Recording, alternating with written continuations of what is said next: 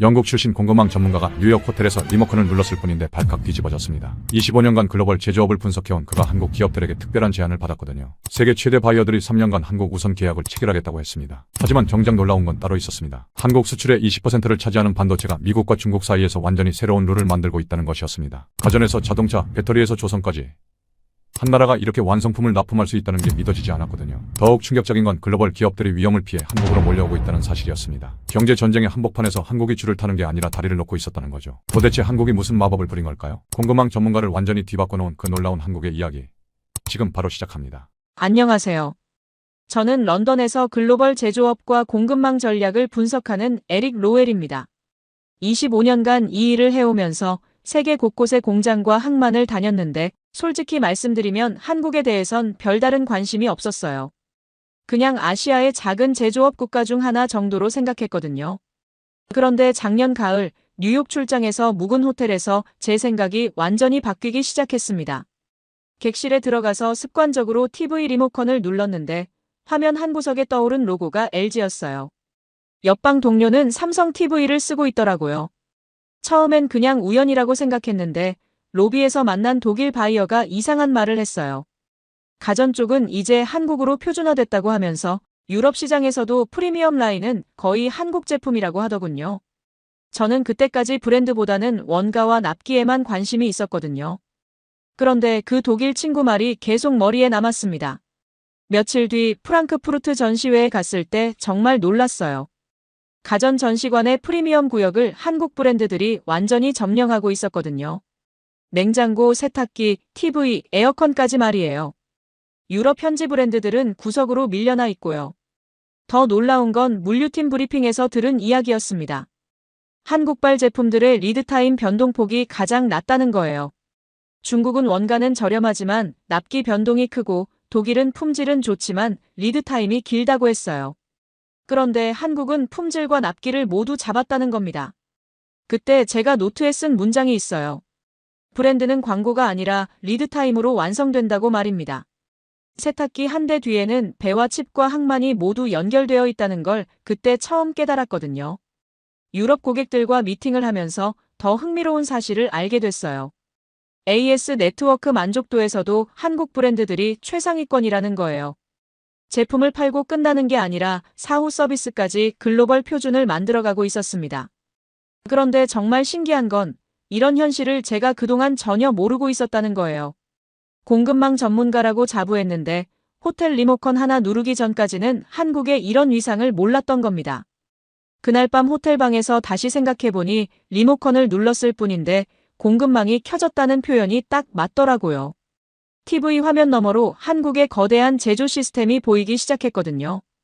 프리미엄 구역의 국기가 바뀌고 있다는 독일 바이어의 말도 이해가 됐고요. 변동폭이 낮으면 신뢰는 올라간다는 게 공급망의 철칙이에요. 그리고 그날 저는 확신했습니다. 브랜드는 공급망의 얼굴이라는 걸 말입니다. 호텔 TV 속 한국 로고가 단순한 브랜드가 아니라 전 세계를 연결하는 신뢰의 상징이었다는 것을요. 런던 본사로 돌아와서 한국에 대한 자료를 더 찾아보기 시작했습니다. 그런데 대시보드에 뜬 수치 하나가 제 눈길을 사로잡았어요. 한국 수출의 22%가 반도체라는 거였거든요. 처음엔 오타인 줄 알았습니다. 한 나라 수출에서 단일 품목이 20% 넘게 차지한다는 게 믿기지 않았거든요. 하지만 데이터를 여러 번 확인해봐도 틀림없었어요. 메모리와 시스템 반도체를 합쳐서 정말 그 비중이었습니다. 더 놀라운 건 파운드리와 메모리 분야에서 한국이 쌍도 체계를 구축하고 있다는 사실이었어요. 삼성은 메모리에서 세계 1위이면서 동시에 파운드리에서도 TSMC에 이어 2위를 달리고 있더라고요. SK하이닉스도 메모리에서 글로벌 2위 자리를 굳건히 지키고 있고요. 그런데 여기서 복잡한 문제가 나타났습니다. 중국 내 일부 라인과 패키징 투자 때문에 정책 리스크가 도사리고 있었거든요. 미중 무역 갈등이 심화되면서 한국 기업들이 양쪽 시장을 모두 잃을 수도 있다는 우려가 나오고 있었어요. 그때 워싱턴에서 날아온 문서 하나가 상황을 더 복잡하게 만들었습니다. 친동맹 공급망이라는 이름으로 미국 고객사들이 서명을 요구한 거예요. 중국 리스크가 있는 공급업체는 배제하겠다는 내용이었거든요. 저는 그때 노트에 이렇게 썼어요. 한국의 심장은 실리콘이고 박동은 리드 타임이라고 말입니다. 숫자가 크면 리스크도 커지는 게 맞지만 동시에 영향력도 커진다는 뜻이었거든요. 실리콘은 원유보다 예측이 어렵다는 말이 있어요. 수급 사이클이 극단적으로 변하고 기술 변화 속도도 빠르거든요. 노광기에 한 번의 플래시가 GDP를 바꿀 수 있을 정도로요. 디램과 낸드 플래시의 가격 사이클을 보면 정말 극명해요. 흑자에서 적자로, 다시 흑자로 스위치되는 속도가 다른 산업과는 차원이 다르거든요. 그런데 한국 기업들은 이런 변동성 속에서도 CAPEX 투자를 멈추지 않더라고요. 더 인상적인 건 장비와 소재 국산화율을 높여가는 모습이었어요. 일본 수출 규제 사태 이후에 자립도를 체계적으로 높여왔거든요. 위기를 기회로 바꾸는 전략적 사고가 보였습니다. 그런데 가장 중요한 건 22%라는 수치가 단순한 의존도가 아니라는 점이었어요. 전 세계 스마트폰, 서버, 자동차, 가전에 들어가는 핵심 부품을 한국이 공급하고 있다는 뜻이었거든요. 시장과 규제 사이에서 설계가 필요하다는 걸 그때 절실히 느꼈어요. 한국 기업들이 어떻게 이 난제를 풀어나갈지 지켜보고 싶어졌거든요. AI 서버 수요가 폭증하면서 HBM 같은 고성능 메모리 시장이 급성장하고 있었어요.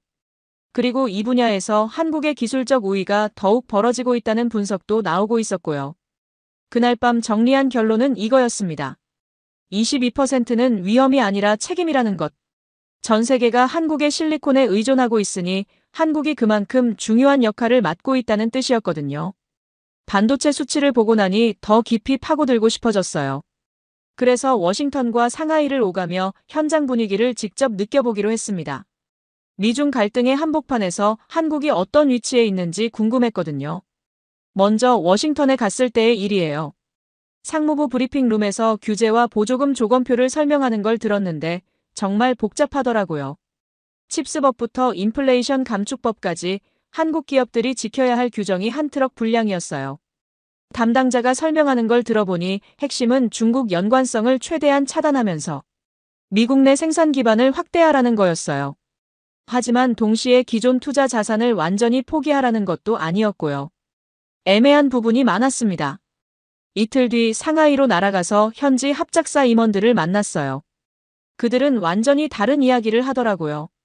기존 라인을 유지하면서 현지 시장 확대에 집중하자고 했거든요. 중국 정부도 외국 기업 투자를 환영한다면서 각종 혜택을 약속하고 있었고요. 양쪽 모두 나름의 논리가 있었어요. 미국은 안보와 기술 유출을 우려했고 중국은 상호 이익과 경제 논리를 내세웠거든요. 하지만 그 사이에 끼인 한국 기업들 입장에서는 정말 어려운 선택이었을 것 같았어요. 그런데 서울에서 만난 한국 임원의 대답이 정말 인상적이었습니다. 우린 멀티홈을 합니다라고 단답하더라고요. 처음엔 무슨 뜻인지 몰랐는데 설명을 들어보니 정말 치밀한 전략이었어요. 한국, 미국, 동남아를 삼각 배치로 설비를 분산하겠다는 거였어요. 각 지역별로 특화된 생산 라인을 구축하면서도 유연하게 물량을 조절할 수 있는 시스템이었거든요. 어느 한쪽에만 의존하지 않으면서도 양쪽 시장을 모두 잡겠다는 전략이었습니다.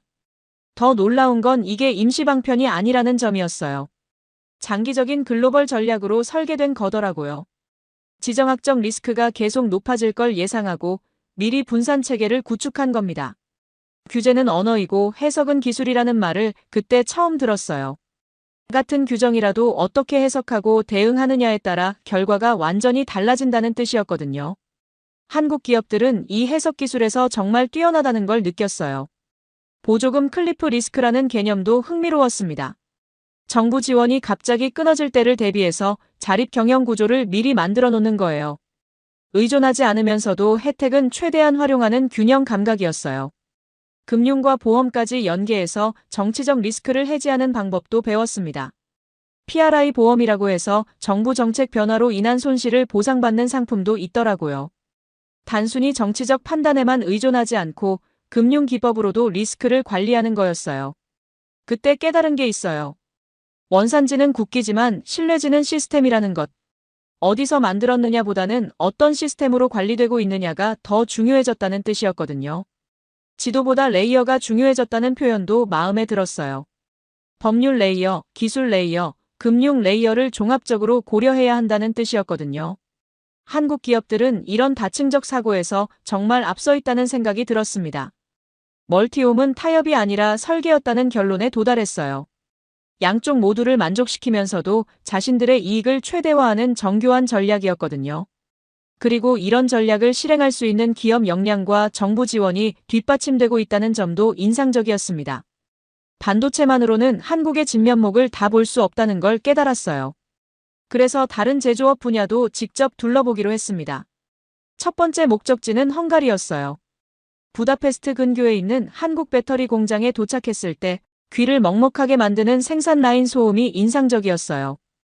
24시간 풀가동되는 설비에서 전기차용 배터리 팩이 쏟아져 나오고 있었거든요. 현지 매니저 설명을 들어보니 이 공장 하나에서 연간 유럽 전기차 100만 대 분량의 배터리를 생산한다고 하더라고요.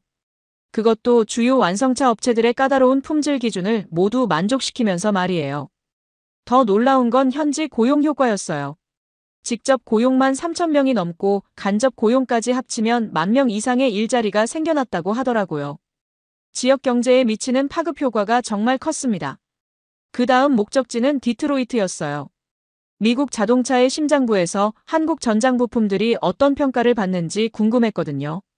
테스트 트랙에서 직접 확인해보니 결합률 데이터가 정말 놀라웠어요.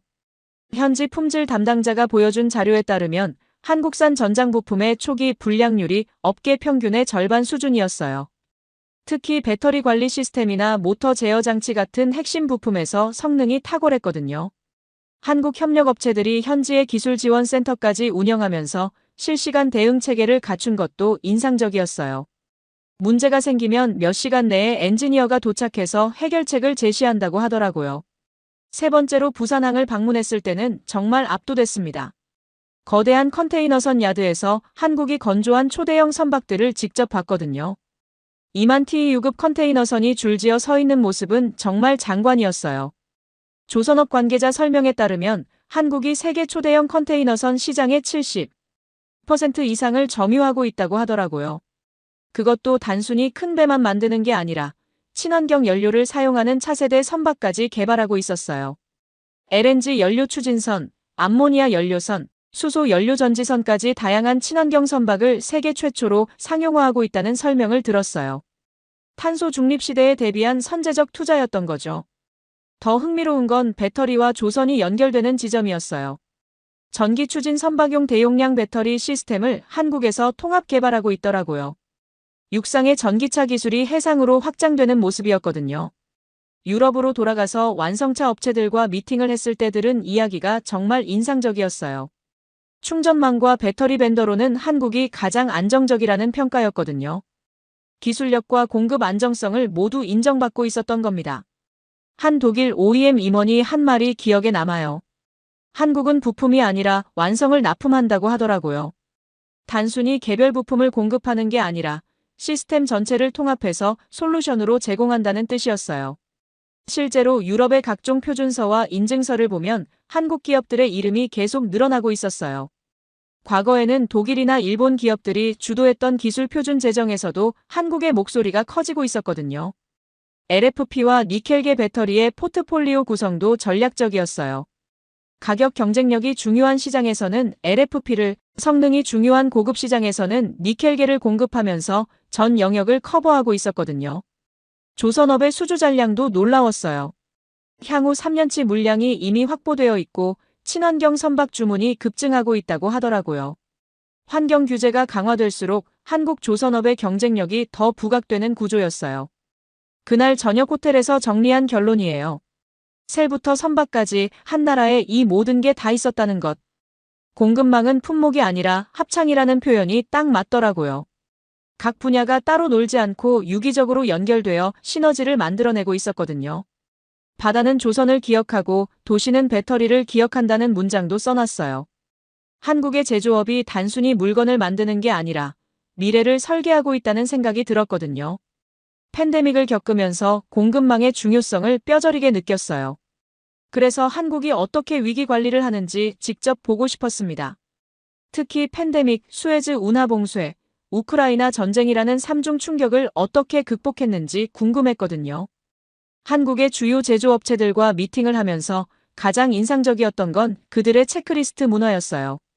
위기 상황을 예상해서 미리 준비해둔 매트릭스가 정말 치밀하더라고요. 안전재고부터 시작해보겠습니다.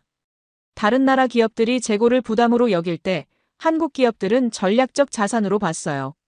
핵심 원자재는 최소 3개월치, 경우에 따라서는 6개월치까지 확보해둔다고 하더라고요. 대체 선사 시스템도 놀라웠습니다. 주요 항로별로 최소 3개 이상의 운송업체와 계약을 맺어두고 있었어요. 한 곳에 문제가 생기면 즉시 다른 루트로 전환할 수 있는 체계였거든요. 2중 소싱, 3중 소싱은 기본이었어요. 핵심 부품의 경우 지역별로 분산해서 공급업체를 확보해둔다고 하더라고요.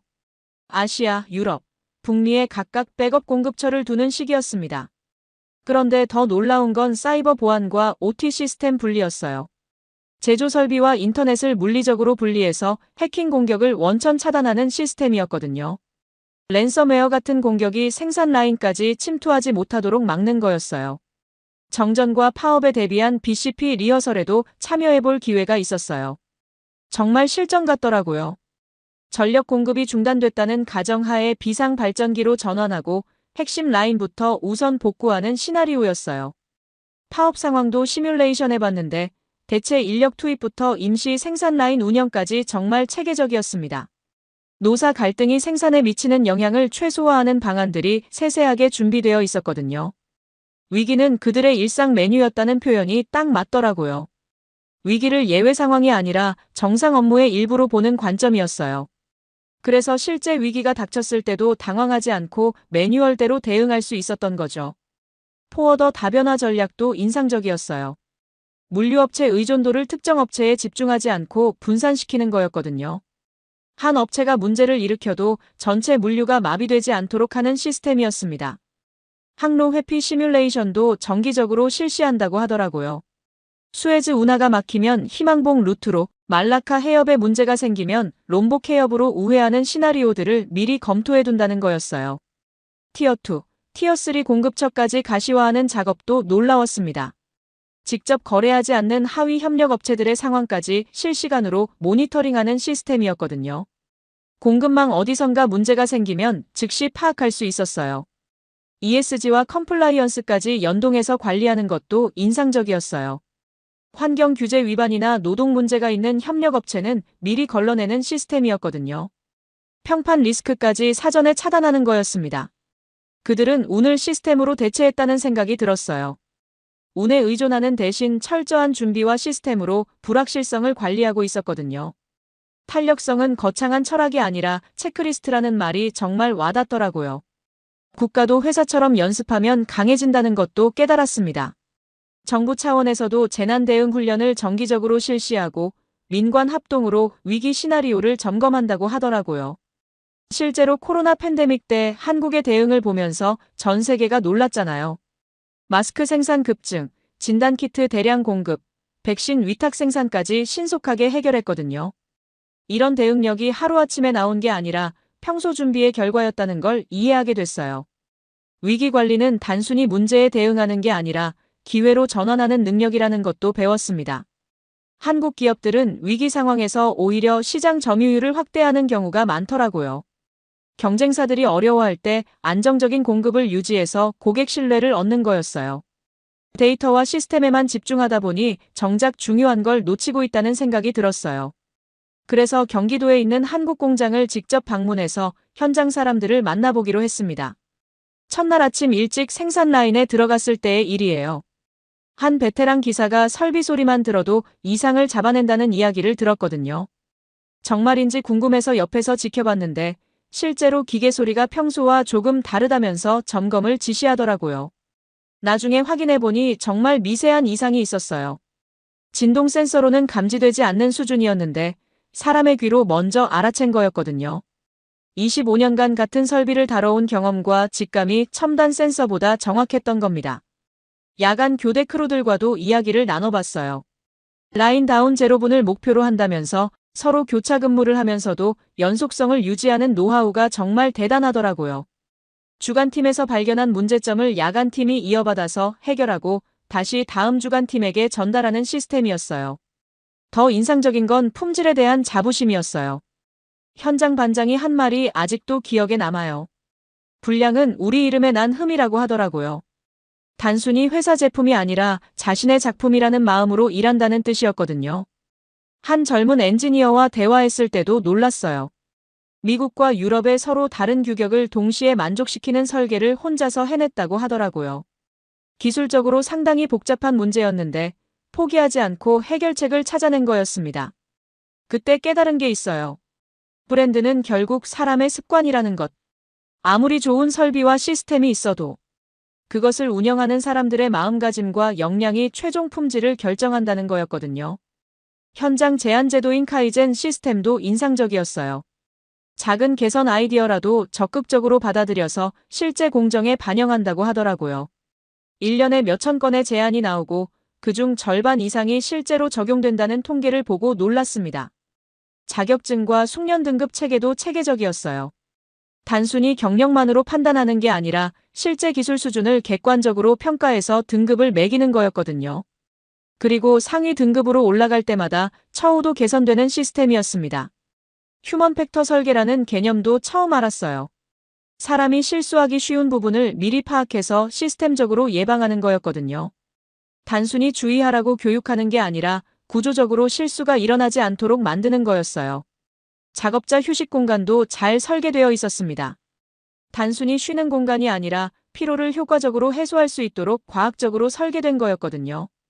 조명, 온도, 습도, 심지어 배경음악까지 세심하게 고려되어 있었어요. 안전 관리도 인상적이었습니다.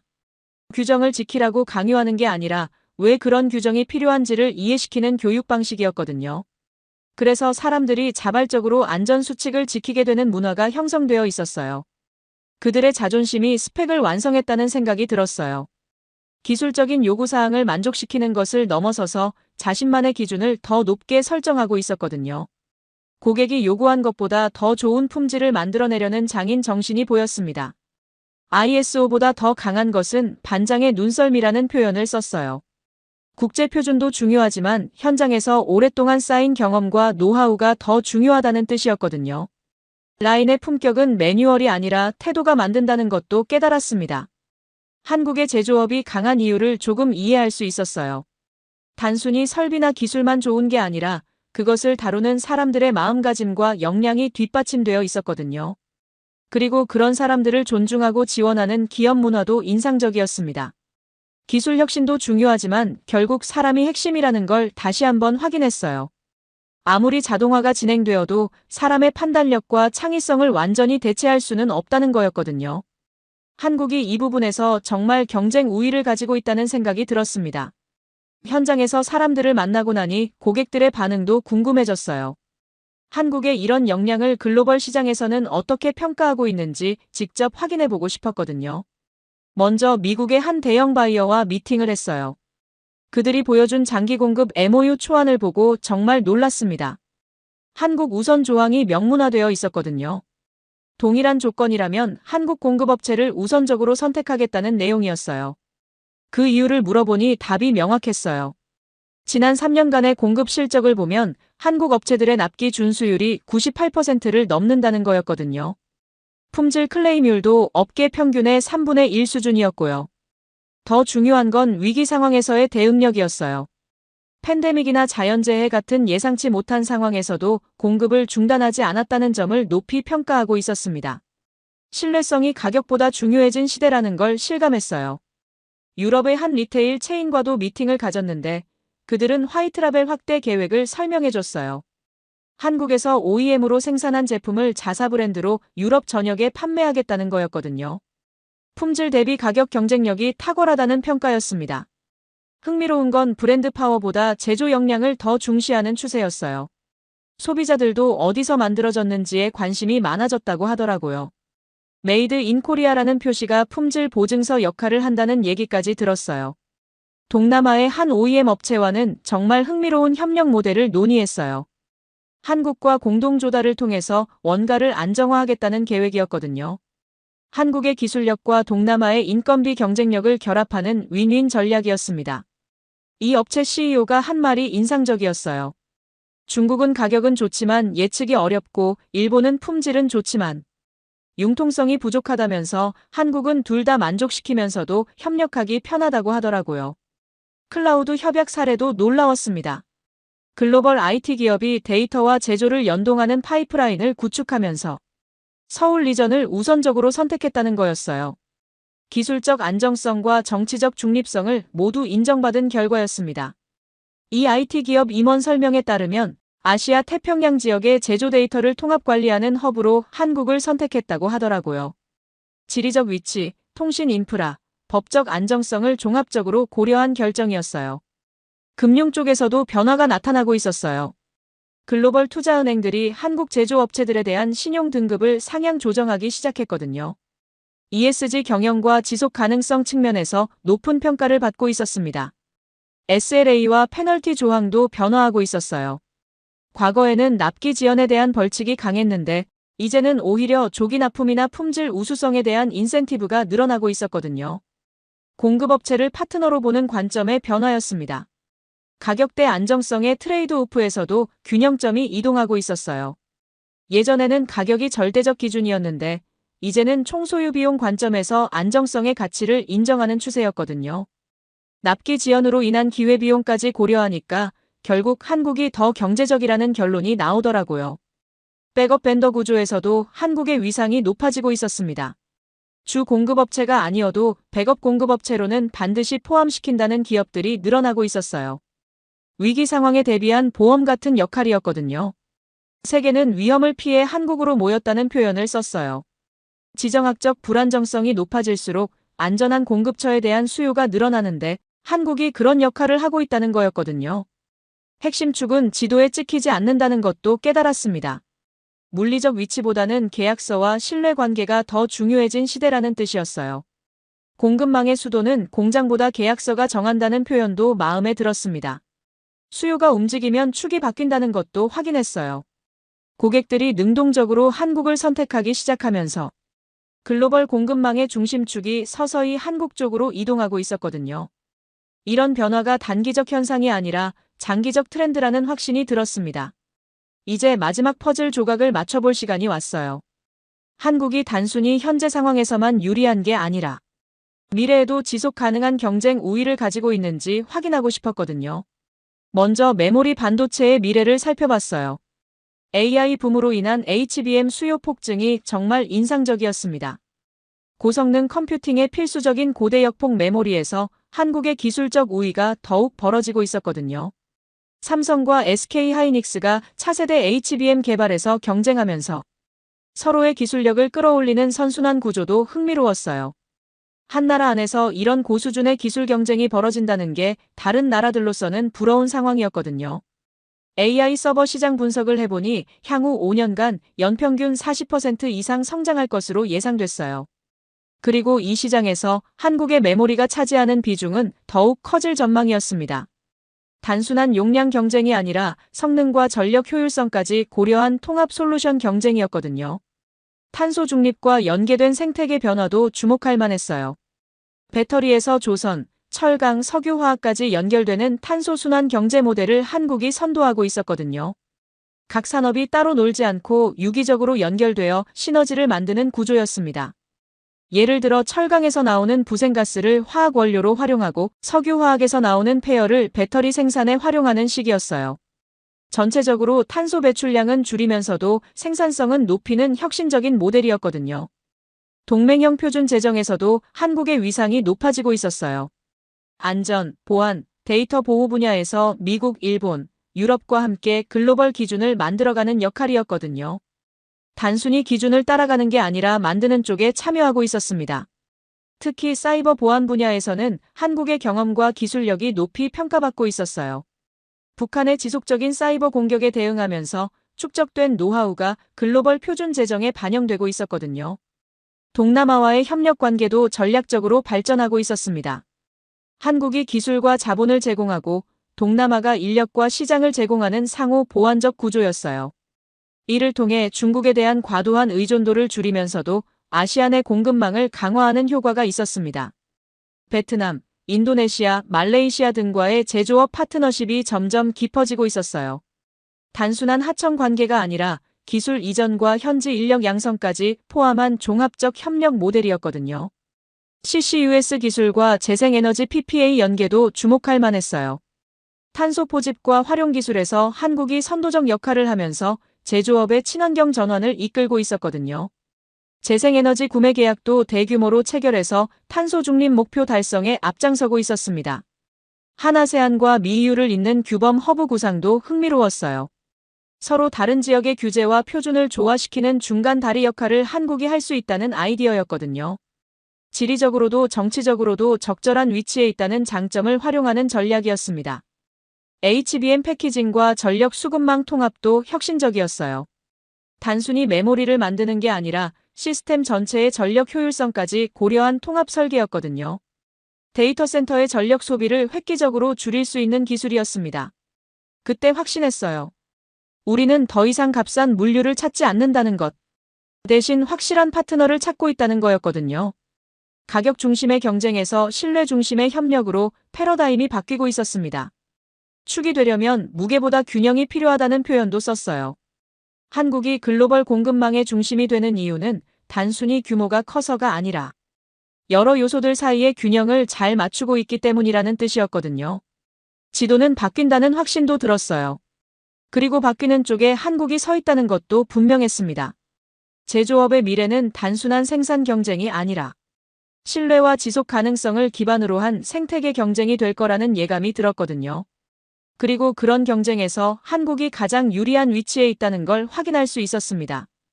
한국의 놀라운 역량을 확인하고 나니 다른 나라들의 반응이 궁금해졌습니다. 과연 이런 상황을 그냥 지켜보고만 있을까요? 먼저 중국의 움직임부터 살펴봤어요. 베이징에서 날아온 보고서를 보니 정말 놀라운 계획들이 나와 있더라고요. 반도체 분야에서 자급자족률을 70%까지 올리겠다는 목표였거든요. 그것도 향후 5년 안에 말입니다. 보조금 규모도 어마어마했어요. 수조 원 단위의 정부 지원을 통해 국산 반도체 생산 능력을 급속히 확대하겠다는 계획이었거든요.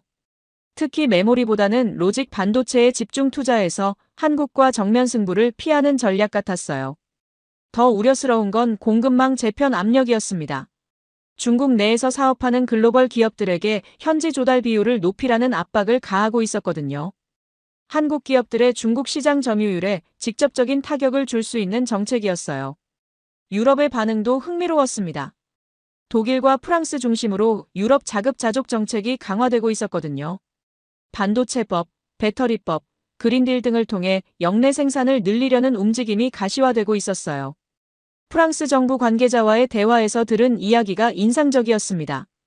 아시아에 대한 과도한 의존을 줄이고 유럽 내 공급망을 강화하겠다는 거였거든요.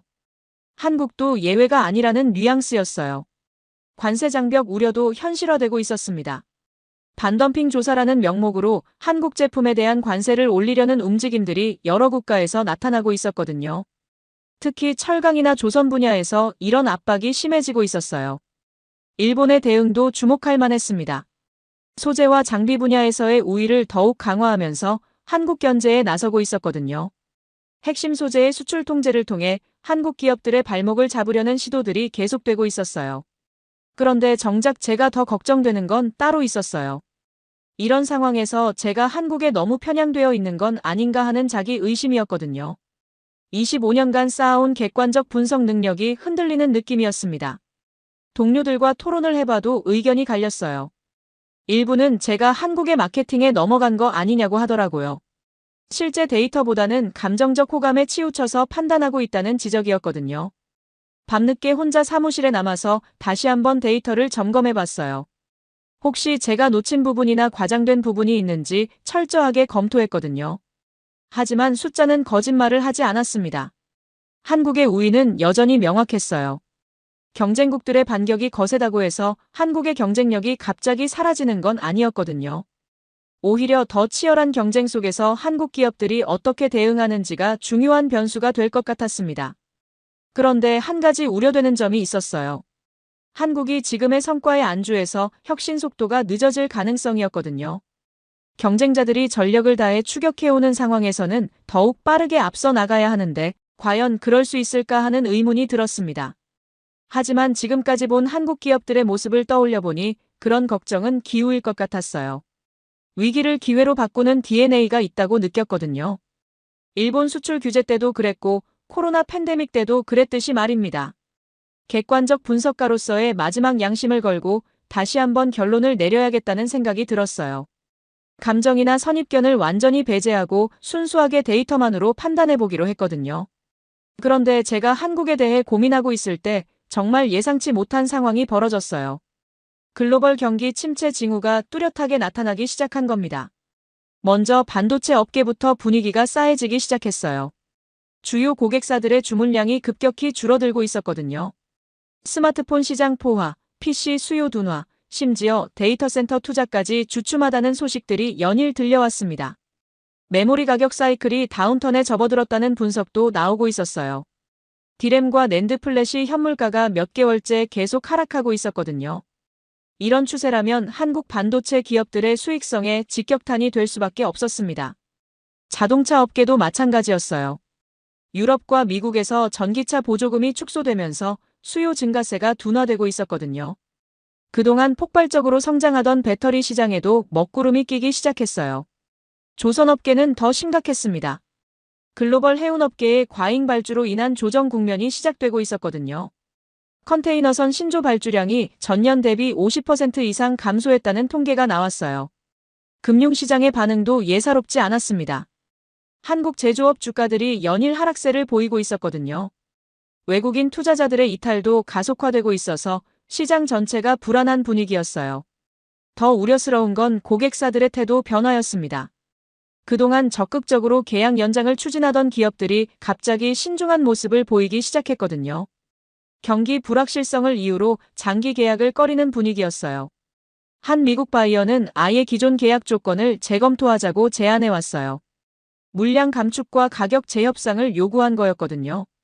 그동안 한국을 선호한다고 했던 기업들마저 현실적인 이익을 앞세우기 시작한 겁니다. 유럽의 한 자동차 업체는 더 직접적이었어요. 배터리 공급 계약에서 조기 물량 감축 조항을 활용하겠다고 통보해왔거든요. 수요 예측이 빗나갔으니 계약 조건을 조정하자는 거였습니다. 이런 상황을 지켜보면서 정말 착잡한 심정이었어요.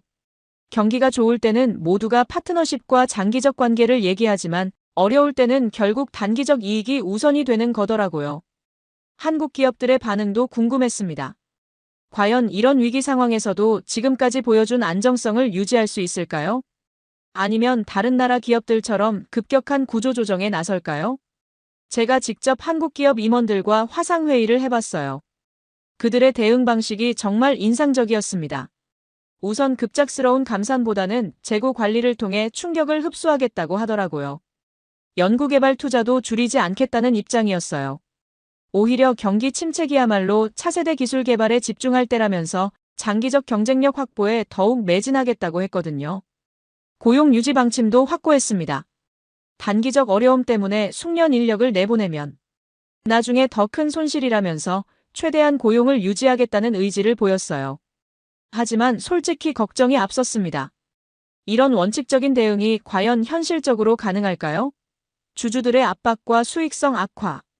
우려 속에서도 이런 방침을 지킬 수 있을까 하는 의문이 들었거든요. 더 큰 문제는 이런 위기가 언제까지 지속될지 예측하기 어렵다는 점이었어요. 몇 개월짜리 단기 조정이라면 버틸 수 있겠지만 몇 년씩 장기화된다면 어떤 기업도 견디기 어려울 거라는 생각이 들었습니다. 그때 문득 한국 기업들이 그동안 보여준 위기 극복 사례들이 떠올랐어요. 아시아 금융위기, 글로벌 금융위기, 코로나, 팬데믹까지 수많은 위기를 겪으면서도 더 강해져서 돌아왔던 역사 말입니다. 위기의 전조들이 현실화되면서 정말 예상치 못한 상황이 벌어졌어요. 동남아의 한 주요 공급망에서 갑작스러운 차질이 발생한 겁니다. 태국의 한 핵심 부품 공급업체에서 화재가 발생했거든요. 글로벌 자동차 업계에 납품하는 핵심 전장 부품 생산 라인이 완전히 멈춰선 상황이었어요. 복구까지 최소 3개월은 걸린다는 분석이 나왔습니다. 이 소식이 알려지자마자 전 세계 완성차 업체들이 비상사태에 돌입했어요. 대체 공급처를 찾기 위해 발걸음을 서둘렀거든요. 생산라인 가동 중단은 하루에도 수십억 원의 손실을 의미했으니까요. 그때 한국 공급업체들의 대응이 정말 놀라웠습니다. 불과 48시간 만에 긴급 공급 체계를 구축해낸 거예요. 평소 여유 생산 능력을 확보해뒀던 게 이런 때 빛을 발한 겁니다. 더 인상적인 건 품질 관리였어요. 급하게 생산량을 늘렸는데도 불구하고 품질 기준을 전혀 타협하지 않았거든요. 오히려 이런 위기 상황에서야말로 더욱 철저하게 검수하겠다는 자세였어요. 물류 대응도 신속했습니다. 항공 특송을 통해서라도 납기를 맞추겠다고 했거든요. 비용이 더 들더라도 고객과의 약속을 지키는 게 우선이라는 판단이었어요. 유럽의 한 완성차 업체 CEO가 직접 한국을 방문했어요. 긴급 상황에서 보여준 대응력에 깊은 감명을 받았다면서 장기적 파트너십을 더욱 강화하고 싶다고 했거든요. 이 CEO가 한 말이 인상적이었어요. 평상시에는 모든 공급업체가 비슷해 보이지만 위기가 닥쳤을 때 진짜 실력이 드러난다고 하더라고요. 한국 공급업체들이야말로 진정한 파트너라는 확신이 들었다는 거였습니다. 미국의 한 대형 전자업체도 비슷한 반응이었어요. 한국 반도체 업체가 공급 차질 없이 물량을 지원해준 덕분에 경쟁사 대비 큰 우위를 확보할 수 있었다고 했거든요. 특히 메모리 공급에서 한국의 대응이 탁월했다고 평가했어요. 다른 지역 공급업체들이 재고 부족을 이유로 가격을 올리려 할 때 한국 업체들은 기존 계약 조건을 그대로 유지해줬다는 거였습니다. 이런 일들을 지켜보면서 정말 많은 걸 느꼈어요. 신뢰라는 게 단순히 말로만 만들어지는 게 아니라는 것. 실제 위기 상황에서의 행동을 통해서만 증명될 수 있다는 걸 깨달았거든요. 경쟁국 공급업체들의 반응과 비교해보니 차이가 더욱 명확해졌어요. 중국의 한 업체는 긴급 상황을 기회로 여겨서 가격을 크게 올려받으려 했거든요. 시장 상황을 악용하는 모습이었어요.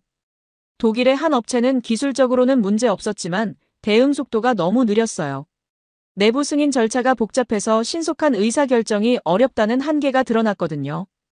일본 업체들은 품질은 확실했지만 융통성이 부족했습니다. 기존 계약 조건을 벗어나는 특별 요청을 받아들이기 어렵다는 입장이었어요. 규정과 절차를 너무 엄격하게 적용하는 바람에 고객 요구에 유연하게 대응하지 못했습니다. 반면 한국 업체들은 속도, 품질, 융통성을 모두 갖춘 대응을 보여줬어요. 그것도 추가 비용을 요구하지 않으면서 말입니다. 진정한 파트너십이 무엇인지 보여준 사례였거든요.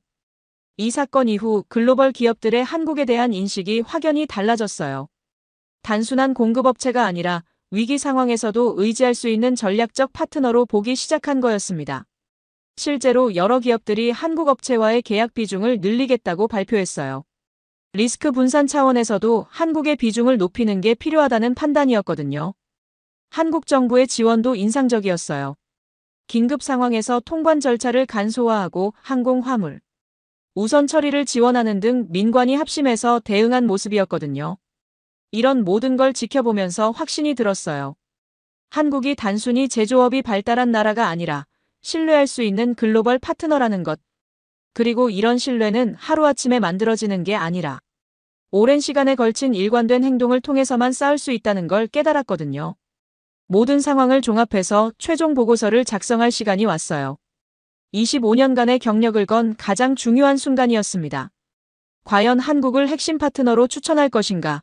아니면 보다 신중한 접근을 제안할 것인가? 사무실에서 밤을 새워가며 모든 데이터를 다시 한번 검토했어요. 한국의 장점들은 분명했습니다. 제조 기술력, 공급망 안정성, 위기 대응 능력, 혁신 속도 등 모든 면에서 경쟁 우위를 가지고 있었거든요. 하지만 리스크도 무시할 수 없었어요. 반도체 사이클의 변동성, 지정학적 위치의 민감성, 중국과의 복잡한 관계, 그리고 무엇보다 한 나라에 대한 과도한 의존의 위험성까지 말입니다. 동료들과의 마지막 토론도 치열했어요. 보수적인 성향의 선배는 여전히 의구심을 표했거든요. 아무리 좋아 보여도 모든 계란을 한 바구니에 담는 건 위험하다는 의견이었습니다. 반대로 젊은 동료들은 적극 찬성하는 분위기였어요. 변화하는 시대에 맞춰 과감한 결정이 필요하다고 했거든요. 기존의 안전한 선택만 고수하다가는 기회를 놓칠 수 있다는 주장이었습니다. CEO와의 1대1 미팅에서도 신중한 질문들이 쏟아졌어요. 한국 추천의 근거가 감정적 판단은 아닌지, 객관적 데이터에 기반한 것인지 거듭 확인하더라고요. 그때 제가 준비한 답변이 있었어요. 지난 1년간 수집한 모든 정량적 지표들을 제시하면서 한국이 여러 기준에서 최우수 등급을 받았다고 보고했거든요. 납기 준수율, 품질 지표, 혁신 속도, 위기 대응력 모든 면에서 말입니다.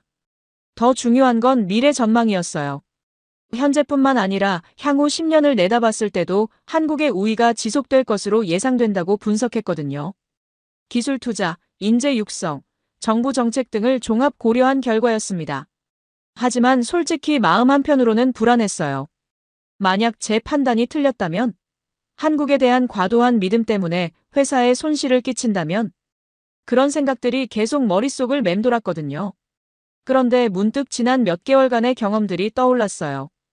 호텔에서 처음 본 LG 로고부터 시작해서 헝가리 공장의 생산 라인 소음, 부산항의 거대한 컨테이너선, 경기도 공장의 장인들, 그리고 최근 위기 상황에서 보여준 놀라운 대응력까지 말입니다.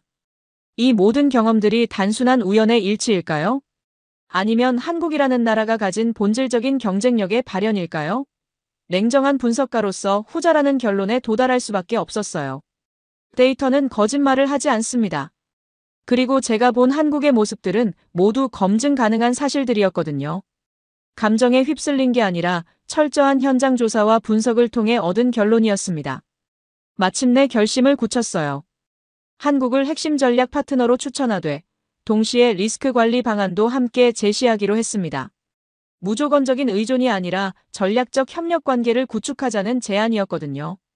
구체적으로는 한국을 중심축으로 하되 동남아와 유럽을 보완 거점으로 활용하는 삼각구조를 제안했어요. 한국의 기술력과 안정성을 기반으로 하면서도 지역별 분산을 통해 리스크를 최소화하는 전략이었습니다. 또한 단계적 접근을 권고했어요. 처음부터 모든 걸 한국으로 집중하는 게 아니라 점진적으로 비중을 늘려가면서 성과를 검증해 나가자는 거였거든요. 최종 보고서의 제목은 이렇게 정했어요. 한국 신뢰 기반 글로벌 공급망의 새로운 중심축이라고 말입니다. 단순한 공급업체가 아니라 전략적 파트너로서의 한국을 제안하는 내용이었어요. 보고서를 완성하고 나니 홀가분하면서도 긴장됐어요. 25년 경력의 정점에서 내린 가장 중요한 판단이 과연 옳은 것일까? 시간만이 답을 줄 수 있겠지만 적어도 후회하지 않을 선택을 했다는 확신은 있었거든요. 드디어 글로벌 CEO 미팅 날이 왔습니다. 세계 주요 제조업체 대표들이 한자리에 모인 자리였어요. 제가 준비한 보고서를 발표할 순간이었거든요. 발표장에 들어서니 정말 쟁쟁한 얼굴들이 앉아 있더라고요. 독일 자동차 업계의 거물부터 미국 반도체 기업의 창업자까지 각 분야의 최고 의사결정권자들이었습니다. 첫 번째 슬라이드를 띄우며 시작했어요. 한국은 제조국가가 아니라 신뢰국가입니다. 라는 문장이 화면에 나타났거든요. 순간 회의실이 조용해지면서 모든 시선이 저에게 집중됐어요. 데이터부터 제시했습니다. 납기 준수율 98%, 품질 클레임률 업계 평균의 3분의 1 위기 상황 대응 시간, 48시간 이내, 연구개발 투자 비율 매출의 4% 이상. 모든 지표에서 한국이 최상위권이었거든요. 독일 CEO가 첫 번째 질문을 던졌어요. 이런 성과가 단기적인 것은 아닌지, 지속 가능한 경쟁 우위인지 의문을 표했거든요. 정말 날카로운 지적이었습니다. 저는 한국의 역사적 위기 극복 사례들을 제시했어요. 아시아 금융위기, 글로벌 금융위기, 일본 수출 규제, 코로나 팬데믹까지 각각의 위기를 어떻게 기회로 전환했는지 구체적으로 설명했거든요. 특히 반도체 분야에서의 지속적 투자가 인상적이었다고 강조했어요. 불황기에도 R&D 투자를 줄이지 않고 오히려 늘려온 결과가 지금의 기술 격차라고 분석했거든요. 미국 전자업체 CEO는 다른 관점에서 질문했어요. 한국에 대한 과도한 의존이 새로운 리스크가 될 수 있지 않느냐는 우려였거든요. 공급망 다변화 측면에서 문제가 될 수 있다는 지적이었습니다. 이에 대해서는 멀티홈 전략을 설명했어요. 한국을 중심축으로 하되 지역별로 분산된 네트워크를 구축하는 방안이었거든요. 집중과 분산의 균형을 맞춘 전략적 접근이라고 강조했습니다. 프랑스 기업 대표는 유럽의 자급자족 정책과 어떻게 조화시킬 것인지 물어봤어요. 각국 정부의 보호주의 정책이 강화되는 상황에서 한국 중심 전략이 현실적인지 의문을 표한 거였거든요. 저는 한국이 글로벌 표준 제정에 적극 참여하고 있다는 점을 부각시켰어요. 단순히 제품을 수출하는 게 아니라 기술 표준과 규범을 함께 만들어가는 파트너라는 점을 강조했거든요. 일본 기업 임원은 기술 의존도 문제를 제기했어요. 핵심 소재나 장비 분야에서 여전히 일본에 의존하고 있는 한국이 과연 안정적인 공급처가 될 수 있느냐는 질문이었습니다. 하지만 저는 오히려 이것이 한국의 강점이라고 반박했어요. 글로벌 공급망과 유기적으로 연결되어 있으면서도 자체 역량을 지속적으로 강화해가는 모습이야말로 이상적인 파트너의 조건이라고 설명했거든요. 중국 기업 대표의 질문이 가장 날카로웠어요. 한국이 미중 갈등의 최전선에 있는 상황에서 중립성을 유지할 수 있느냐는 거였거든요. 정치적 리스크가 경제적 협력에 미칠 영향을 우려한 질문이었습니다. 이때 제가 강조한 건 한국의 전략적 자율성이었어요. 어느 한쪽에 일방적으로 기대지 않으면서 자신만의 길을 찾아가는 능력이야말로 장기적으로 가장 신뢰할 만한 특성이라고 주장했거든요. 발표가 끝나고 나서 참석자들의 반응이 정말 다양했어요. 즉석에서 한국과의 협력 확대를 검토하겠다고 밝힌 CEO들도 있었고, 여전히 신중한 입장을 보인 분들도 있었거든요. 하지만 전체적인 분위기는 긍정적이었어요. 적어도 한국을 진지한 전략적 옵션으로 고려해볼 만하다는 공감대가 형성된 것 같았거든요. 가장 기억에 남는 건 독일 CEO가 마지막에 한 말이었어요. 우리가 지금까지 찾던 건 가장 저렴한 공급업체였지만 앞으로 찾아야 할 건 가장 신뢰할 만한 파트너인 것 같습니다. 라고 하더라고요. 그 순간 정말 뿌듯했어요. 제가 지난 1년간 한국에서 본 것들이 단순한 개인적 감상이 아니라 객관적으로 검증 가능한 가치라는 걸 인정받은 기분이었거든요. CEO 미팅에서의 긍정적 반응에 힘입어 더 구체적인 데이터 분석을 요청받았어요. 한국의 경쟁 우위가 정말 지속 가능한 것인지 정량적으로 검증해달라는 거였거든요. 먼저 공급망 안정성 지표부터 시작했습니다. 지난 5년간의 데이터를 분석해보니 한국 기업들의 납기 지연 빈도가 업계 평균의 절반 수준이었어요. 특히 예측 가능성 측면에서 탁월한 성과를 보이고 있었거든요. 리드타임 변동성도 놀라웠습니다. 표준 편차로 측정한 납기 변동폭이 중국 대비 40% 낮고 독일 대비로도 20% 낮았어요. 고객 입장에서는 생산 계획 수립이 훨씬 수월하다는 뜻이었거든요. 품질 지표는 더욱 인상적이었어요. ppm 단위로 측정한 불량률이 지속적으로 개선되고 있었거든요. 특히 반도체 분야에서는 업계 최고 수준의 수율을 기록하고 있었습니다. 혁신 속도 측면에서도 한국이 앞서고 있었어요. 신제품 개발 사이클이 평균 18개월에서 15개월로 단축됐고 기술 특허 출원 건수도 연평균 10%씩 증가하고 있었거든요. 에너지 효율성 데이터도 흥미로워요. 단위 생산량당 전력 소비량이 지속적으로 감소하고 있었거든요. 탄소 중립 목표에 맞춰 친환경 생산 시스템으로 전환하고 있다는 증거였습니다. 인적 자원 지표도 주목할 만했습니다. 공학 분야 대졸자 비율이 OECD 평균을 크게 상회하고 있었고 기업 내 연구개발 인력 비중도 지속적으로 증가하고 있었어요. 더 중요한 건 미래 투자 계획이었어요. 주요 한국 기업들의 향후 5년간 CAPEX 계획을 분석해보니 총 150조 원 규모의 투자가 예정되어 있었거든요. 이 중 절반 이상이 차세대 기술 개발에 집중될 예정이었습니다. 특히 AI와 반도체 융합 기술 분야에서의 투자가 눈에 띄었어요. HBM과 AI 반도체 시장에서의 선도권을 더욱 확고히 하겠다는 전략이 보였거든요. 배터리 기술에서도 획기적 진전이 예상됐어요. 전고체 배터리 상용화 타임라인이 기존 예상보다 2년 앞당겨질 것으로 분석됐거든요. 이는 전기차 시장에서의 게임 체인저가 될 수 있는 기술이었습니다. 조선업에서도 미래 기술 개발이 활발했어요. 자율운항 선박, 친환경 연료선, 해상풍력 설치선 등 차세대 해상 기술의 선도권을 확보하고 있었거든요. 정부 정책도 뒷받침되고 있었어요. K-뉴딜 정책을 통한 디지털 전환 지원, 탄소 중립 정책에 따른 그린 테크놀로지 육성, 반도체 K벨트 구축 등 체계적인 산업 육성 계획이 추진되고 있었습니다. 교육 투자도 인상적이었어요. 대학의 공학교육 혁신, 기업과 대학 간 산학 협력 확대, 평생 교육을 통한 재교육 시스템까지 미래 인재 육성에 총력을 기울이고 있었거든요. 국제 협력 네트워크도 확장되고 있었어요. 미국, 유럽, 동남아와의 기술 협력 협정이 지속적으로 늘어나고 있었고 글로벌 표준 제정 과정에서의 발언권도 강화되고 있었습니다. 이 모든 데이터를 종합해보니 한 가지 명확한 결론에 도달했어요. 한국의 경쟁 우위는 일시적 현상이 아니라 체계적이고 지속적인 투자의 결과라는 것. 그리고 이런 투자가 계속되는 한 경쟁 우위는 더욱 확대될 것이라는 전망이었거든요. 특히 기술 혁신과 품질 개선의 선순환 구조가 인상적이었어요. 높은 품질이 고객 신뢰로 이어지고 이것이 다시 투자 여력 확대로 연결되는 구조였거든요. 이런 선순환이 지속되는 한 한국의 미래는 밝다는 확신이 들었습니다. 제가 작성한 보고서가 예상을 뛰어넘는 반향을 일으켰어요. 처음에는 우리 회사 내부용으로만 만든 자료였는데 어떻게 된 일인지 업계 전체로 퍼져나가기 시작했거든요. 먼저 월스트리트 저널에서 연락이 왔어요. 한국의 공급망 경쟁력을 다룬 특집 기사를 준비 중인데 인터뷰를 요청한다는 거였거든요. 제가 작성한 보고서가 화제가 되고 있다면서요. 파이낸셜 타임스에서도 비슷한 연락이 왔습니다.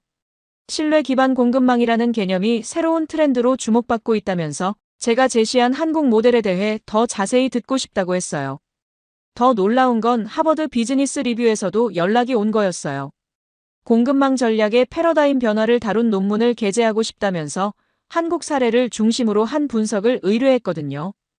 각국 정부에서도 관심을 보이기 시작했어요. 독일 경제부에서는 독일 기업들의 한국 진출 확대 방안을 논의하는 세미나에 참석해달라고 요청했거든요. 미국 상무부에서도 연락이 왔습니다. 아시아 태평양 공급망 다변화 전략 수립에 자문을 구하고 싶다는 거였어요. 제가 제시한 한국 중심 모델이 미국의 정책 방향과도 부합한다는 평가였습니다. 심지어 중국에서도 반응이 있었어요. 베이징의 한 싱크탱크에서 동북아 공급망 협력 방안을 논의하는 포럼에 초청하고 싶다고 했거든요. 다소 의외였지만 건설적인 대화를 위한 기회라고 생각했습니다. 가장 감격적이었던 건 한국에서 온 연락이었어요. 산업통상자원부에서 글로벌 공급망 정책 자문위원으로 위촉하고 싶다는 제의를 받았거든요. 한국의 공급망 경쟁력 강화 방안을 함께 논의해보자는 거였습니다. 대한상공회의소에서도 세미나 강연을 요청했어요. 한국 기업들에게 글로벌 시장에서의 경쟁 우위 요소들을 설명해달라는 거였거든요. 외부 전문가의 객관적 시각이 필요하다는 이유였습니다. 국제학회에서도 주목받기 시작했어요. 국제공급망관리협회에서 기조연설을 요청했거든요. 신뢰 기반 공급망의 미래라는 주제로 발표해달라는 거였습니다. MBA 스쿨들에서도 사례 연구 요청이 들어왔어요. 하버드, 와튼, 인시아드 등 유명 비즈니스 스쿨에서 한국 공급망 모델을 커리큘럼에 포함하고 싶다고 했거든요. 컨설팅 회사들의 반응도 흥미로워요. 맥킨지에서는 자체 보고서의 재분석 내용을 인용하겠다고 했고 BCG에서는 공동 연구를 제안해왔거든요. 하지만 가장 의미 있었던 건 실제 기업들의 움직임이었어요.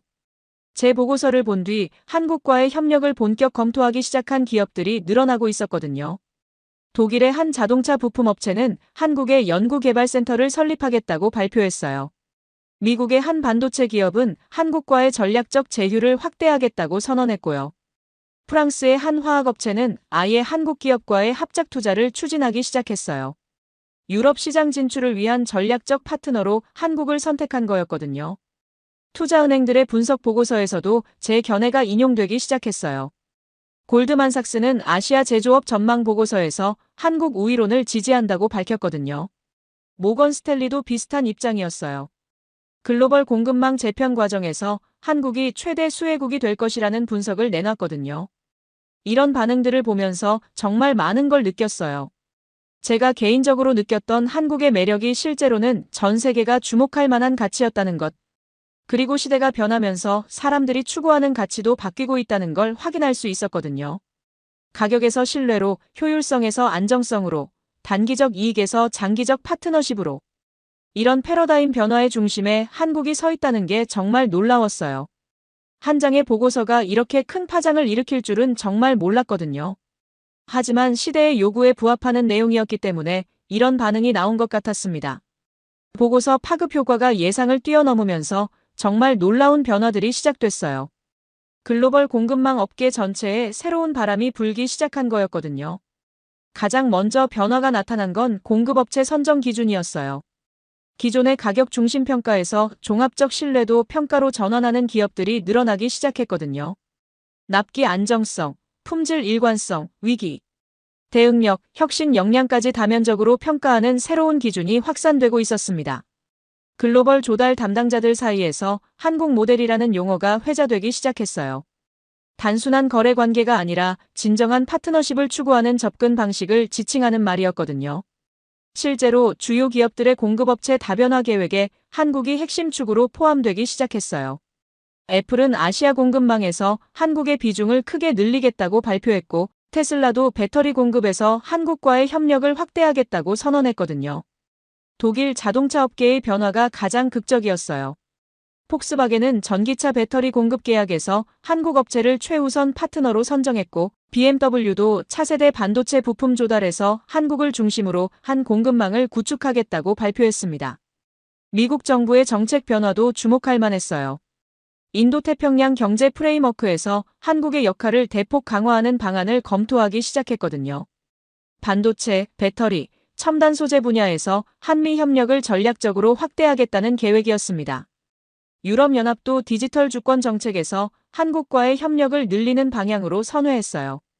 중국 의존도를 줄이면서도 아시아와의 연결고리는 유지해야 한다는 판단에서 한국을 대안으로 주목하기 시작한 거였거든요. 투자 패턴에도 변화가 나타났어요. 글로벌 사모펀드들이 한국 제조업에 대한 투자를 크게 늘리기 시작했거든요. KKR, 블랙스톤, 칼라일 등 대형 펀드들이 연이어 한국딜을 성사시키고 있었습니다. 주식시장에서도 한국 프리미엄이 형성되기 시작했어요. 한국 제조업 주식들의 밸류에이션이 아시아 평균을 상회하기 시작했거든요. 안정성과 성장성을 동시에 인정받은 결과였습니다. 신용등급 상향 조정도 이어졌어요. 무디스와 S&P는 한국 주요 제조업체들의 신용등급을 잇따라 올렸거든요. 장기적 경쟁력과 재무 안정성을 근거로 한 결정이었습니다. 하지만 가장 의미 있는 변화는 인식의 전환이었어요. 한국이 단순한 아시아의 제조업 국가가 아니라 글로벌 공급망의 핵심 허브로 인정받기 시작한 거였거든요. 국제포럼에서도 한국의 발언권이 강화되고 있었어요. 지칠회의에 옵서버로 초청받는 빈도가 늘어났고, 각종 국제협의체에서 한국의 의견이 더 적극적으로 반영되기 시작했습니다. 학계에서도 한국 모델에 대한 연구가 활발해졌어요. 하버드 케네디 스쿨에서는 한국의 공급망 정책을 주제로 한 연구 프로젝트를 시작했고, MIT에서도 한국 제조업의 혁신 역량을 분석하는 연구팀을 꾸렸거든요. 언론의 논조도 바뀌었어요. 과거 한국을 다룰 때는 주로 대기업 위주의 경제 구조나 대외 의존도 같은 부정적 측면이 강조됐는데, 이제는 혁신 역량과 글로벌 경쟁력에 초점을 맞춘 보도가 늘어나고 있었거든요. 실리콘밸리의 벤처 캐피털들도 한국에 주목하기 시작했어요. 세콰이어 캐피털은 한국 전용 펀드를 조성했고, 안드레센 호로위츠도 서울의 아시아 대표 사무소 설립을 검토하고 있다고 했습니다. 이 모든 변화들을 지켜보면서 정말 감개무량했어요.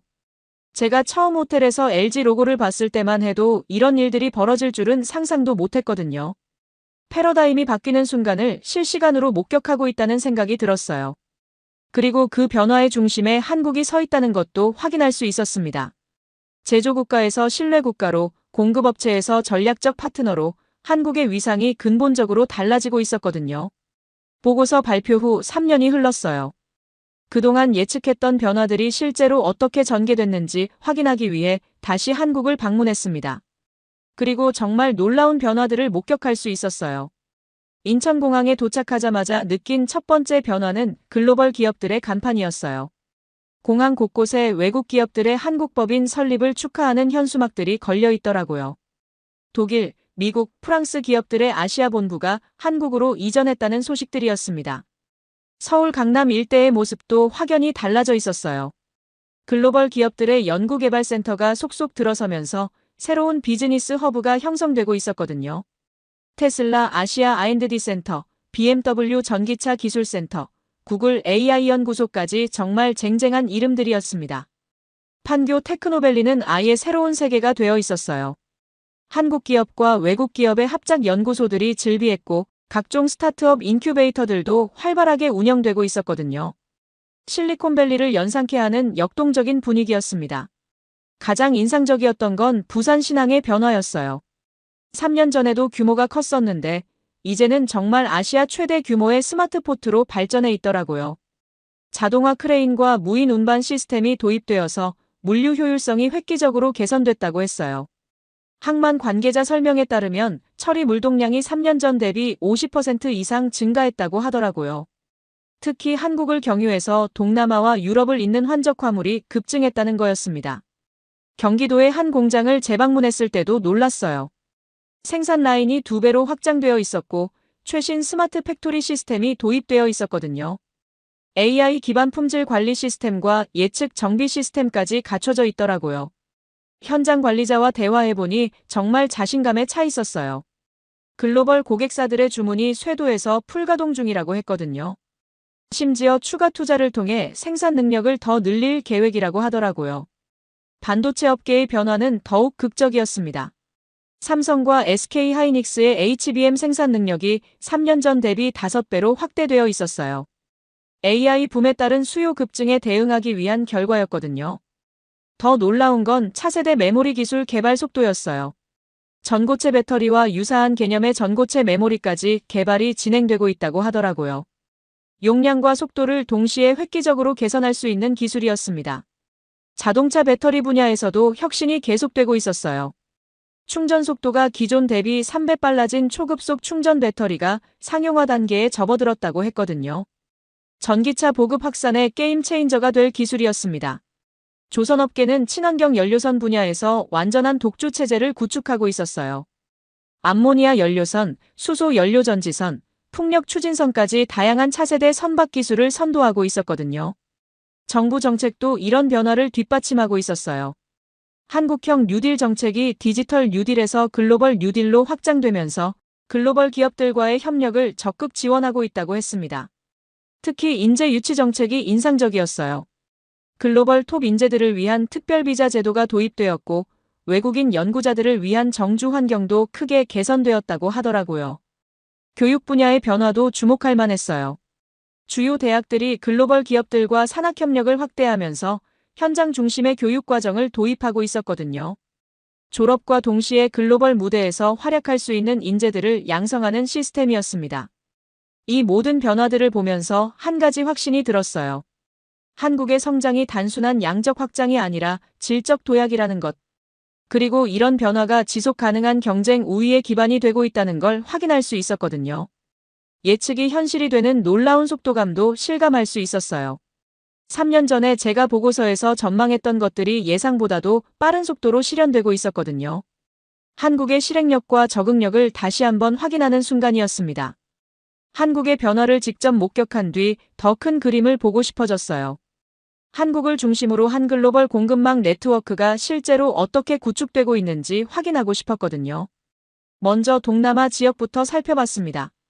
베트남 호치민의 한 공단을 방문했을 때 정말 놀라운 모습을 볼 수 있었어요. 한국 기업들의 생산 기지가 현지 산업 생태계와 유기적으로 연결되어 있었거든요. 단순한 하청 생산이 아니라 기술 이전과 현지 인력 양성까지 포함한 종합적 협력 모델이었어요. 한국에서 개발한 기술을 베트남에서 현지화하고 베트남의 우수한 인력을 한국으로 연수를 보내는 쌍방향 교류가 활발했습니다. 특히 인상적이었던 건 품질 관리 시스템이었어요. 한국 본사와 실시간으로 연결된 품질 모니터링 시스템을 통해 베트남 생산 제품도 한국과 동일한 품질 기준을 유지하고 있었거든요. 인도네시아 자카르타에서도 비슷한 모습을 확인할 수 있었어요. 한국 배터리 기업이 현지에 설립한 공장이 인도네시아 니켈 광산부터 완성된 배터리팩까지 전 밸류체인을 커버하고 있었습니다. 더 흥미로웠던 건 환경 친화적 생산 방식이었어요. 재생에너지를 활용한 생산 시스템과 폐배터리 재활용 시설까지 갖춰서 순환경제 모델을 구현하고 있었거든요. 말레이시아에서는 반도체 패키징 분야에서의 협력을 확인할 수 있었어요. 한국에서 설계하고 웨이퍼 가공한 반도체를 말레이시아에서 패키징하고 테스트하는 분업체계였거든요. 각국의 강점을 살린 효율적 분업이었습니다. 미국 쪽으로 가보니 더욱 놀라운 변화가 진행되고 있었어요. 텍사스의 한 지역에 한국 기업들의 미국 생산 기지가 클러스터를 형성하고 있었거든요. 반도체부터 배터리, 자동차 부품까지 연관 산업이 집적되어 있었습니다. 현지 주정부의 지원도 적극적이었어요. 한국 기업들을 유치하기 위한 각종 인센티브를 제공하고 있었고 한국과 텍사스 간의 정기 경제 교류 프로그램도 운영하고 있었거든요. 더 인상적이었던 건 현지 대학과의 협력이었어요. 텍사스 대학교에 한국 기업들이 공동으로 설립한 연구센터가 있었고, 현지 학생들을 위한 장학금 프로그램도 운영하고 있었습니다. 유럽에서도 비슷한 패턴을 확인할 수 있었어요. 헝가리의 한국 배터리 공장이 중심이 되어서 주변 지역에 관련 부품업체들이 속속 입주하고 있었거든요. 자동차 배터리 밸류체인의 유럽 허브가 형성되고 있는 모습이었습니다. 체코에서는 한국 자동차 부품업체들이 현지 전통 제조업체들과 협력해서 새로운 형태의 하이브리드 생산 시스템을 구축하고 있었어요. 한국의 기술력과 체코의 정밀 가공 능력을 결합한 모델이었습니다. 폴란드에서는 한국 조선업체가 내륙 운하용 친환경 선박을 생산하는 공장을 운영하고 있었어요. 바다가 아닌 강과 운하를 위한 특수 선박 시장에서 새로운 기회를 만들어낸 사례였습니다. 가장 놀라웠던 건 이 모든 지역들이 실시간으로 연결되어 있다는 점이었어요. 한국 본사에서 개발한 기술이 동시에 동남아, 미국, 유럽으로 전파되고 각 지역의 현지화 노하우가 다시 글로벌 네트워크로 공유되는 시스템이었거든요. 디지털 기술의 활용도 인상적이었어요. 블록체인 기반의 공급망 추적 시스템을 통해 원자재부터 최종 제품까지 전 과정을 투명하게 관리하고 있었습니다. 고객들은 자신이 구매한 제품이 어디서 어떻게 만들어졌는지 실시간으로 확인할 수 있었어요. 탄소 발자국 관리 시스템도 주목할 만했습니다. 전 세계 생산 기지의 탄소 배출량을 통합 관리하면서 탄소 중립 목표를 체계적으로 달성해 나가고 있었거든요. 이 모든 걸 보면서 확신했어요. 한국 중심의 글로벌 공급망 네트워크가 단순한 구상이 아니라 현실이 되고 있다는 것. 그리고 이런 네트워크가 기존의 일방적 수직 계열화와는 다른 수평적 파트너십 모델을 만들어가고 있다는 걸 확인할 수 있었거든요. 모든 현장을 둘러보고 런던으로 돌아가는 길에 정말 많은 생각이 들었어요. 25년간 공급망 분석가로 살아온 제 인생을 돌아보게 됐거든요. 처음 이 일을 시작했을 때만 해도 공급망이라는 건 단순했어요. 가장 싼 곳에서 가장 빨리 조달하는 게 전부였거든요. 원가 절감과 효율성이 유일한 기준이었습니다. 그런데 세월이 흘러가면서 점차 복잡해지기 시작했어요. 품질이 중요해지고 환경 문제가 대두되고 사회적 책임이 강조되면서 단순한 가격 경쟁을 넘어선 가치들이 중요해졌거든요. 특히 최근 몇 년간은 완전히 다른 세상이 됐어요. 지정학적 리스크, 팬데믹, 기후변화까지 예측 불가능한 변수들이 너무 많아졌거든요. 안정성과 신뢰성이 가격보다 중요해진 시대가 온 겁니다. 이런 변화의 한복판에서 한국을 만났어요. 처음에는 그냥 아시아의 작은 제조업 국가 정도로 생각했는데 시간이 지날수록 이 나라가 특별하다는 걸 느꼈거든요. 데이터를 믿는 분석가였지만 사람을 만났다는 게 가장 큰 변화였어요. 숫자 뒤에 숨어있는 사람들의 이야기를, 그들의 자부심과 열정을 직접 볼 수 있었거든요. 경기도 공장에서 만난 그 반장님이 아직도 기억나요. 불량은 우리 이름에 난 흠이라고 하시던 그 말씀이요. 그때 깨달았어요. 진정한 품질은 시스템이 아니라 사람의 마음에서 나온다는 걸 말입니다. 헝가리 공장에서 들었던 기계 소음도 잊을 수 없어요. 그 소음이 단순한 생산 활동이 아니라 유럽 전체의 전기차 혁명을 만들어가는 소리였다는 걸 나중에 알게 됐거든요. 부산항에서 본 그 거대한 컨테이너선들도 마찬가지였어요. 단순한 운송수단이 아니라 전 세계를 연결하는 신뢰의 다리였다는 걸 이제야 이해하게 됐습니다. 무엇보다 인상적이었던 건 한국 사람들의 위기 대응 방식이었어요. 위기를 두려워하지 않고 오히려 기회로 전환하려는 의지가 정말 대단했거든요. 이런 정신력이야말로 데이터로는 측정할 수 없는 진정한 경쟁력이었습니다. 돌이켜보니 제 인생도 많이 바뀌었어요. 냉정한 분석가에서 한국의 동반자가 된 느낌이거든요. 객관적 거리감을 유지해야 한다는 원칙이 있었지만 어느 순간부터는 한국의 성공을 진심으로 응원하고 있는 제 자신을 발견했어요. 동료들은 제가 한국에 편향됐다고 지적하기도 했어요. 하지만 저는 편향이 아니라 확신이라고 생각해요. 충분한 근거와 경험을 바탕으로 한 합리적 판단이라고 믿거든요. 실제로 지난 3년간의 변화를 보면 제 판단이 틀리지 않았다는 걸 확인할 수 있어요. 한국의 성장과 글로벌 위상 변화는 예측했던 것보다 더 빠르고 더 광범위하게 진행됐거든요. 이제 저는 단순한 분석가가 아니라 한국의 글로벌 네트워크 구축에 참여하는 파트너가 된 기분이에요.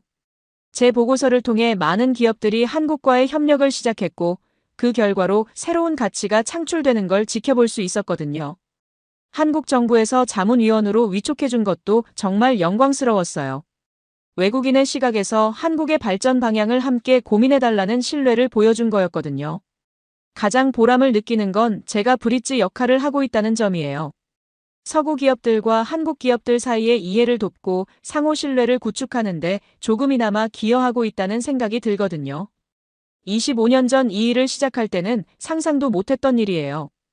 단순히 숫자를 분석하는 것을 넘어서 글로벌 경제의 변화에 직접 참여하게 될 줄 몰랐거든요. 앞으로도 한국과 함께 성장해 나가고 싶어요. 이 나라가 가진 잠재력을 전 세계에 알리는 역할을 계속하고 싶거든요.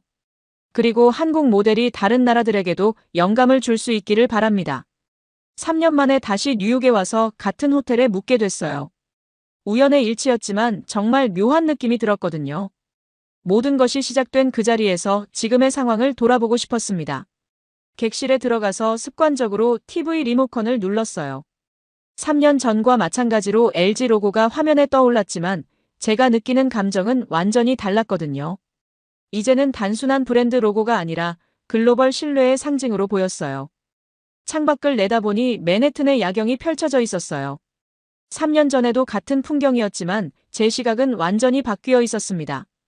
저 빌딩들 안에서 얼마나 많은 한국 기업들과의 협력 프로젝트가 진행되고 있을지 상상해보니 가슴이 뿌듯했어요. 호텔 로비에서 우연히 만난 독일 CEO와 대화를 나눴는데 그분이 정말 흥미로운 말을 하더라고요. 이제는 공급업체를 선택할 때 가장 먼저 한국부터 고려한다는 거였어요. 신뢰성과 혁신 능력 면에서 한국만 한 파트너가 없다는 평가였습니다. 미팅룸에서 만난 미국 투자은행 임원도 비슷한 이야기를 했어요. 요즘 아시아 투자 포트폴리오에서 한국의 비중을 계속 늘리고 있다면서 한국이야말로 안정성과 성장성을 동시에 갖춘 시장이라고 평가하더라고요. 그날 밤 혼자 호텔바에 앉아서 지난 3년을 정리해봤어요. 제가 작성한 한 장의 보고서가 이렇게 큰 변화를 만들어낼 줄은 정말 몰랐거든요. 하지만 시대가 그런 변화를 원했고 한국이 그 니즈에 완벽하게 부합했기 때문에 가능한 일이었다고 생각해요. 가격에서 신뢰로, 효율성에서 안정성으로, 단기 이익에서 장기 파트너십으로. 이런 패러다임 변화의 선두에 한국이 서 있다는 게 정말 자랑스러웠습니다. 더 중요한 건 이런 변화가 한국만의 이익이 아니라는 점이에요. 한국과 협력하는 모든 나라들이 함께 성장하고 있거든요. 진정한 윈윈 모델을 구현하고 있다는 생각이 들었어요. 다음 날 아침 호텔을 나서면서 마지막으로 한 번 더 리모컨을 눌러봤어요. 여전히 같은 LG 로고였지만 이제 그 뒤에 숨어있는 거대한 스토리가 보였거든요. 설계부터 생산, 유통, 서비스까지 전 세계를 연결하는 신뢰의 네트워크가 말입니다. 공항으로 가는 택시 안에서 한국의 미래에 대해 생각해봤어요. 지금까지의 성과도 놀랍지만 앞으로의 잠재력은 더욱 무궁무진할 것 같았거든요. 인공지능, 바이오, 우주항공까지 새로운 영역에서도 한국의 도전이 계속되고 있었으니까요. 특히 젊은 세대들의 역량이 정말 기대됐어요. 글로벌 감각을 갖춘 인재들이 한국의 전통적 강점과 결합하면 어떤 혁신을 만들어낼지 정말 궁금했거든요. 런던으로 돌아가는 비행기 안에서 마지막 정리를 해봤어요. 한국은 더 이상 공급망의 한 축이 아니라 세계의 신뢰축이 되었다는 확신이 들었습니다. 단순히 물건을 잘 만드는 나라를 넘어서서 신뢰할 수 있는 파트너를 찾는 전 세계의 기대에 부응하는 나라가 된 거예요. 제가 처음 한국에 관심을 갖게 된 건 호텔 TV의 LG 로고 때문이었어요. 하지만 이제는 그 로고 뒤에 숨어있는 수많은 사람들의 노력과 열정, 그리고 신뢰를 보게 됐습니다. 호텔 리모컨을 눌렀을 뿐인데 한국의 공급망이 켜졌다고 3년 전에 썼었는데 이제는 이렇게 말하고 싶어요. 한국의 신뢰가 전 세계를 밝히고 있다고 말이죠. 앞으로도 계속 한국을 주목할 겁니다. 이 나라가 보여줄 다음 챕터가 정말 기대되거든요. 그리고 그 여정에 제가 작은 역할이라도 할 수 있다면 정말 영광일 것 같아요. 결국 제가 배운 건 이거예요. 진정한 경쟁력은 가격이 아니라 신뢰에서 나온다는 것. 그리고 한국이야말로 그 신뢰를 구현하는 대표적인 나라라는 것. 이게 제 25년 경력의 결론입니다.